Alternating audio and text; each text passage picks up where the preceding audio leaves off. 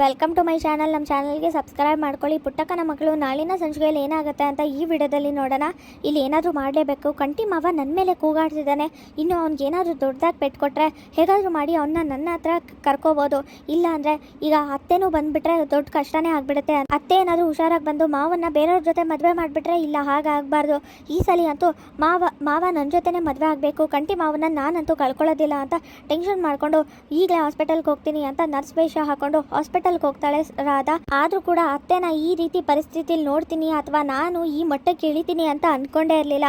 ಆಗಿದ್ದಾಗಲಿ ಜೀವನದಲ್ಲಿ ಕಾಯ್ಕೊಂಡೇ ಕೂತ್ಕೊಳ್ಳೋಕ್ಕಾಗಲ್ಲ.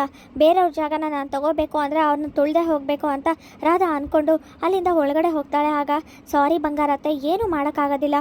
ನೀವಂತೂ ಸ್ನೇಹನ ಸೊಸೆ ಅಂತ ಒಪ್ಕೊಬಿಟ್ರಿ, ನನ್ನ ಪರ ಇರ್ತೀರಾ ಆದರೆ ನೀವು ನೋಡಿದ್ರೆ ಈ ಥರ ಮಲಗಿದ್ದೀರಾ. ಇನ್ನು ಕಂಟಿ ಮಾವ ಆ ಸ್ನೇಹ ಇಲ್ಲ ಅಂತ ಅಂದರೂ ಕೂಡ ಅವಳ ವಸ್ತು ಎಲ್ಲ ನನ್ನ ಜೊತೆನೇ ಇರಬೇಕು, ಆ ಮೆಸ್ಸು ಇಲ್ಲ ಅಂದರೆ ನಾನು ಇಲ್ಲ ಅಂದಂಗೆ ಅರ್ಥ, ನನ್ನ ಸತ್ತಂಗೆ ಅರ್ಥ ಅಂತ ಮಾತಾಡ್ತಿದ್ದಾನೆ. ಅವನ್ನ ಹೇಗಾದರೂ ಮಾಡಿ ಅದರಿಂದ ಹೊರಗಡೆ ಕರ್ಕೊಂಡು ಬರ್ತೀನಿ. ನೀವಿಲ್ಲ ಅಂದರೆ ಆರಾಮಾಗಿ ಕರ್ಕೊಂಡು ಬರ್ತೀನಿ. ನೀವು ಬಂದು ಎಲ್ಲ ಪ್ಲ್ಯಾನು ಉಲ್ಟಾ ಮಾಡೋಕ್ಕೆ ಮುಂಚೆ ನೀವೇ ಇಲ್ಲ ಅಂದ್ಬಿಟ್ರೆ ಆಗ ನನ್ನ ಕೆಲಸ ಎಲ್ಲ ಸಲೀಸಾಗಿ ಆರಾಮಾಗಿ ಮಾಡ್ಕೋಬೋದು ಅಲ್ವಾ. ಸಾರಿ ಅತ್ತೆ, ಏನು ಮಾಡೋಕ್ಕಾಗೋದಿಲ್ಲ. ಆದರೂ ಕೂಡ ನೀವು ಈ ಪರಿಸ್ಥಿತಿಯಲ್ಲಿ ಪಾಪ ಹಾಸ್ಪಿಟಲಲ್ಲೇ ಇರೋ ಬದಲು ಆರಾಮಾಗಿ ನೀವು ಯಾವ ಜಾಗಕ್ಕೆ ಹೋಗಬೇಕೋ ಆ ಜಾಗಕ್ಕೆ ನಾನೇ ಕಳಿಸ್ಕೊಡ್ತೀನಿ. ಸಿಂಗಾರಮ್ಮನ ಕೈಲಿ ತಪ್ಪಿಸ್ಕೊಂಡಿರ್ಬೋದು, ಆದರೆ ಈಗ ನನ್ನ ಕೈಲಿ ತಪ್ಪಿಸ್ಕೊಳ್ಳೋಕ್ಕಾಗಲ್ಲ ಅಂತ ರಾಧಾ ಇಂಜೆಕ್ಷನ್ ಕೊಡೋಕ್ಕೆ ಅಂತ ಹೋಗ್ತಿರ್ತಾಳೆ. ಅಷ್ಟರಲ್ಲಿ ಕಂಟಿ ಬರ್ತಾನೆ. ಕಂಟಿ ಬಂದಿದ ತಕ್ಷಣ ಏನು ಮಾಡ್ತಿದ್ದೀರಾ ನೀವು ಅಂತ ಹೇಳಿದಾಗ ಅದು ಔಷಧಿ ಅಂತ ಹೇಳ್ತಾಳೆ ಟೆನ್ಷನ್ ಮಾಡ್ಕೊಂಡು ರಾಧಾ. ಆದರೆ ಮುಖ ಮುಚ್ಕೊಂಡಿರೋದ್ರಿಂದ ಅದು ರಾಧಾ ಅಂತ ಗೊತ್ತಾಗೋದಿಲ್ಲ. ಓ ಹೌದಾ, ಸರಿ ಆಯಿತು ಅಂತ ಮಾತಾಡ್ತಿರ್ತಾರೆ. ಅಷ್ಟರಲ್ಲಿ ಡಾಕ್ಟರ್ ಕೂಡ ಬರ್ತಾರೆ.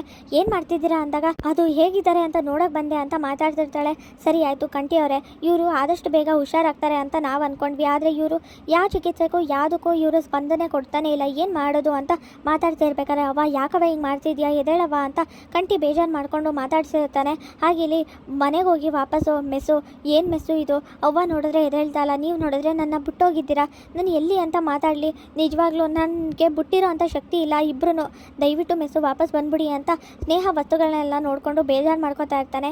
ಗಂಗಾಧರ್ ಮಗಳು ಸ್ನೇಹ ಇಲ್ಲ, ನನ್ನ ಸ್ನೇಹಕ್ಕೆ ಹೇಳ್ದಾಗೆ ಈ ಮನೇಲಿ ಅವ್ರ ಜಾಗನ ತುಂಬಬೇಕು, ನಾನು ಈ ಮನೆಯವ್ರನ್ನೆಲ್ಲ ನೋಡ್ಕೋಬೇಕು, ನಾನು ಸ್ನೇಹಕ್ಕೆ ಹೇಳೋರೆ ಅವ್ರು ಹೇಳೋರೆ ಅಂದಮೇಲೆ ನನ್ನ ಕೈಲಿ ಹಾಗೆ ಆಗುತ್ತೆ. ಅವ್ರು ಕೊಟ್ಟಿರೋಂಥ ಜೀವನ ನಂದು, ಈಗ ನಾನು ಬದುಕ್ತಾ ಇರೋದು ಅವ್ರಿಗೆ ಕೃತಜ್ಞತೆ ಹೇಳೋಕ್ಕೆ ಮುಂಚೆ ನಮ್ಮನ್ನೆಲ್ಲ ಬಿಟ್ಟು ಹೋಗ್ಬಿಟ್ರು. ಆದರೆ ಈ ರೀತಿ ಆದರೂ ಅವ್ರು ಹೇಳಿರೋ ಕೆಲಸನ ಮಾಡೇ ಮಾಡ್ತೀನಿ ಅಂತ ಈಗ ಸ್ನೇಹಕ್ಕನ ಜಾಗದಲ್ಲಿ ನಾನು ನಿಂತ್ಕೊಂಡು ಎಲ್ರಿಗೂ ಸಮಾಧಾನ ಮಾಡಿ ಮನ್ಸು ಬದಲಾಯಿಸ್ತೀನಿ ಅಂತ ಸ್ನೇಹ ಗಂಗಾಧರ್ ಮಗಳು ಅನ್ಕೋತಾ ಇರ್ತಾಳೆ.